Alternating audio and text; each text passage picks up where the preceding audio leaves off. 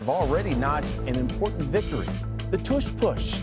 Yeah, a play no NFL team can adequately duplicate nor stop. It remains alive.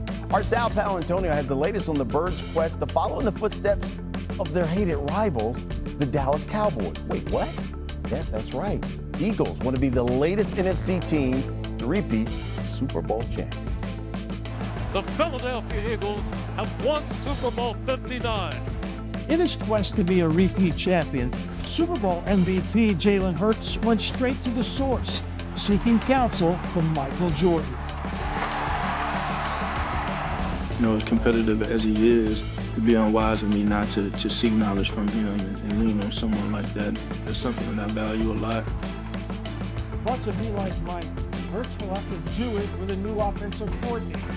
Kevin Patullo is the sixth play caller in Hurts' ear in 6 years. He hurdles a guy backwards. Returning 10 of 11 starters back from last season's record-setting offense will help. So will the security of veteran head coach Nick Sirianni recently signed a multi-year extension. I told him I'm down, he's done. I don't know how long this extension is. But On the other side of the ball, the defending champs lost 4 defensive starters. The Eagles also have the toughest increase in schedule difficulty from one year to the next in the Super Bowl era, playing 11 games against opponents that made the playoffs last season, making matters more complicated for a possible Super Bowl repeat. As we welcome in NFL reporter Jeremy Fowler, let's talk about Vic Fangio's defense. As we just heard, the Eagles lost 4 starters, got a lot of young guys there. Are they going to go out and try to make a move maybe late in the summer, or are they happy with what they have? Well, Hannah, we're used to the Eagles making splash moves. Right now, they're content. That is not their MO. They have not spent big this offseason. They've scaled back their books. They've already paid a lot of star players, and they're happy with their young guys, especially in the secondary. But I am looking at cornerback at least as a possibility as you get closer to camp. I'm going to point out Asante Samuel Jr. He's one of the top cornerbacks on the market, but he had a neck issue, had neck surgery. So he's going to get a checkup in late July, and then teams could get involved. So that's one that the Eagles have at least monitored in the past. But I'm told Keely Ringo they've really been happy with. Mac McWilliams, a young player. So they feel like they've drafted well enough that they don't have to force the issue with some sort of splash signing around free agency. Yeah, I mean, listen, if you have a young defense and you can spend money on the offensive stars that you want, it's not a bad formula. All right, it has been 20 years since the NFC East has had a repeat champion. We all know the Commanders are coming for everybody, right? So let's start there and what the other teams have done to, stay even or try to with the Eagles. Yeah, we'll start with Jayden Daniels' hand. I mean, obviously the spotlight's going to be on him. Top 5, top 6 quarterback in the entire NFL now. So the Commanders feel like he's going to avoid that sort of sophomore slump that you see some quarterbacks go through because his sort of maniacal work ethic. He's a 5 a.m.er. He's in the building early. He's gotten a lot of work this offseason with Deebo Samuel. They believe that he can provide some easy yards for him on screen passes, handoffs, all that fun stuff. And they're going to have to get to work because Terry McLaurin, contract issue, could be a holdout unless they don't make progress on a new deal. Yikes. You see George Pickens there with Dallas, so the spotlight is on him because I've talked to a lot of people around the league, including the NFC East. That Pickens trade has their full attention. They believe that really does add a new dimension because he's one of the best contested ball catchers in the entire league. If he can stay on the upright, keep that maturity sort of in check in a contract year, could be big things with CeeDee Lamb and Dak Prescott. Then you got Jaxson Dart. So I was told from somebody with the team that late in OTAs, things finally started to click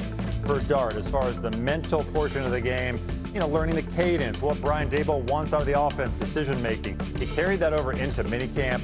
So, look, they're taking it slowly. This is not a situation where he's going to be thrust into action early. They have Russell Wilson ready to go. But they feel like Dart established himself in 2 areas. He's a quick learner, and he's highly motivated. He's got to be their quarterback of the future, right? I mean, he absolutely has to. There's a lot at stake there, front office, coaching, and the like. Yeah. This was the right decision. For sure. I would say, Hannah, when I talk to people inside team organizations about young quarterbacks, you can usually tell one of 2 things. Either they'll say, he's a project, things will go okay, or they'll be really excited about that player, like he's going to be really good. Right. It's the latter with the Giants. They really are excited about this guy, even if it's going to take some time. That's great. It would be great for them. Meanwhile, ESPN Analytics gives the Eagles a 51% chance. In the star on his helmet. And with expectations as high as ever, the questions remain whether the additions will be enough to get Dallas above mediocrity. Here's Todd Archer with more.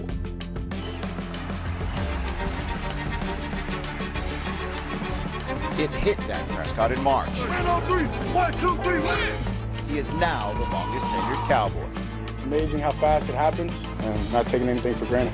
I want to win a championship. The legacy, the things, whatever comes after I finish playing will take care of itself. History is not on his side. Since 1980, only one quarterback, Ken Anderson with the Bengals in 1981, has taken their team to a Super Bowl for the first time and been their starter as long as Prescott. They're not living up to the star. They just are committed to mediocrity. They're the Cowboys. They will fall. The highest paid quarterback in NFL history, he has just 2 playoff wins. By this time in their careers, Cowboys Hall of Famers Roger Staubach and Troy Aikman had their combined 5 Super Bowl trophies. 2025 might be Prescott's last best shot. 3 first-round picks on the offensive line. CeeDee Lamb and newly acquired George Pickens are among the top wide receiver duos in the NFL. Parsons coming! Parsons got him! Micah Parsons might be the best defensive player in the league. If the Cowboys and Prescott don't get it done this year, the franchise's Super Bowl drought will reach 30 seasons. So, not now, when? For more on the Cowboys, we bring in our NFL insider, Jeremy Fowler. And George Pickens, a big offseason pickup for the Cowboys, made a good impression at minicamp just about a week or 2 ago on the field. What are people around the league saying about this Cowboys acquisition of George Pickens? Yeah, I mean, this George Pickens trade has the league's full attention, particularly in the NFC East. People I've talked to in that division feel like he could tilt the field for Dallas and he'll be a major player because he is one of the best contested catchers in the league. Body contorted, things downfield. So he gives them a new dimension. The issue really in Pittsburgh was some of the maturity issues and some of those problems there, but a lot of it stems with Pickens of just wanting to get the ball, but not only that, but wanting the offense to move properly, having the passing game humming. And so Dallas has that with Dak Prescott and CeeDee Lamb already. So he's walking into a good situation. Cowboys feel like he'll be highly motivated. They'll be on his best behavior in a contract year. So this could really pay off. This is a thing where Dallas has made a trade where people stopped and said, okay, this is a factor. And so it's really resonated league-wide. Yeah, Pickens had 59 catches for 900 yards and 3 touchdowns last season. On the defensive end, Micah Parsons is rumored to be getting paid this offseason. What more can you tell us about a contract negotiation extensions right there? Yeah, so it's quiet right now. It's sort of that slow time between now and training camp where there's not a lot of business going on. But Dallas wants to pay Micah Parsons. That's no secret. They are in on this. They know he's going to get a huge number. He's one of the very best pass rushers in the league. But the details here will be key. You've seen Dak Prescott, CeeDee Lamb in the past get 4-year deals with huge guarantees. Dallas typically in the past wanted to do 5-year deals. So it's about how far Micah Parsons wants to push the envelope. Is he going to want a shorter-term deal with really high guarantees, and is Dallas willing to do that? Those are all the details that they're going to hash out, and it will heat up closer to training camp, well into camp. Dallas likes to do these things in August, kind of later than some teams. Keep in mind also, they have a guard, Tyler Smith, one of the best guards in the league. They're watching the guard market closely. So Parsons is not the only player that they might have to pay here in the next coming months. He's eligible for a contract. Oh, well, we know that, Jeff, those Dragons were something else, huh? As we welcome in NFL reporter Jeremy Fowler. The Chiefs have a couple of players rehabbing from injuries, and you heard Jeff talk about Rashee Rice. Also, we have their first-round pick, Josh Simmons, who could be so important there at left tackle. So what's going on with both those guys? We'll start with Rashee Rice. The Chiefs are really excited to get him back. He could very well be cleared around training camp. He's trending positively in that direction, but the Chiefs will take it slowly with him. They're not urging him to get on the field all too quickly. You know, he'll do some practice work, certainly in training camp.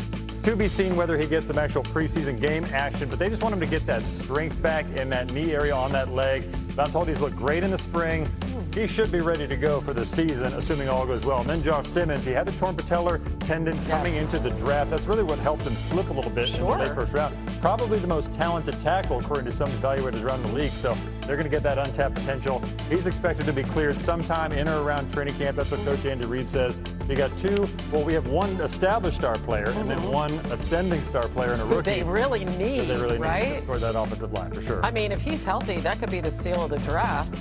We'll see what happens there. Meanwhile, all these other teams are looking to steal that crown from the Chiefs, who have an absolute stranglehold on the division. So what did the other guys do to try and catch up? Yeah, we'll start with the Chargers. So Justin Herbert, their prized asset. I was told from coaches over there that year 2 in the system for him has been so crucial that they can experiment a little bit. They can give him a little more. You see him running the ball there. He could even run the ball a little bit more within reason. They're not going to have him taking a bunch of unnecessary hits. But last year they were doing a lot of install in Greg Roman's offense.